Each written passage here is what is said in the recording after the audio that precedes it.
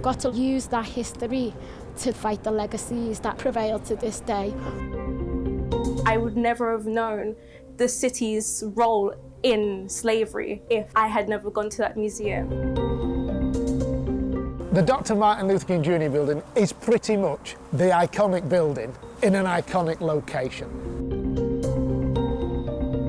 The barriers that exist between Liverpool's waterfront, Liverpool city centre and the black communities that they've never really engaged, those barriers can be broken through this particular initiative. The International Slavery Museum project is part of a wider transformation across all of National Museums Liverpool around how representative we are as a museum service, but the big cornerstone really is the development and extension of the International Slavery Museum. We want to ensure that the museum has its own front door and has more space to be able to tell those stories.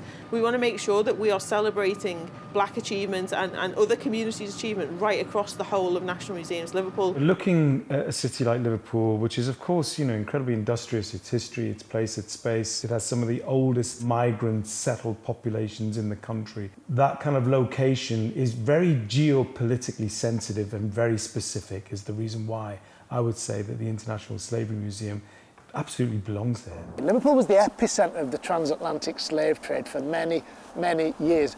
It's vitally important that the International Slavery Museum is here. It's vitally important it continues to grow, because sadly, a lot of the legacies are still with us. Liverpool was definitely the powerhouse of the transatlantic slave trade, so it's important that globally this is recognised so that when people come and visit Liverpool they have a full understanding, and I think that the International Slavery Museum helps in turning that negative part of our history into a positive. The museum is very much a partnership. The museum's always been a listener and worked with the communities and with the individuals. We believe that slavery is the past, but it's not. It's a part of our present, and hopefully it won't be a part of our future. We can go on to better and greater things.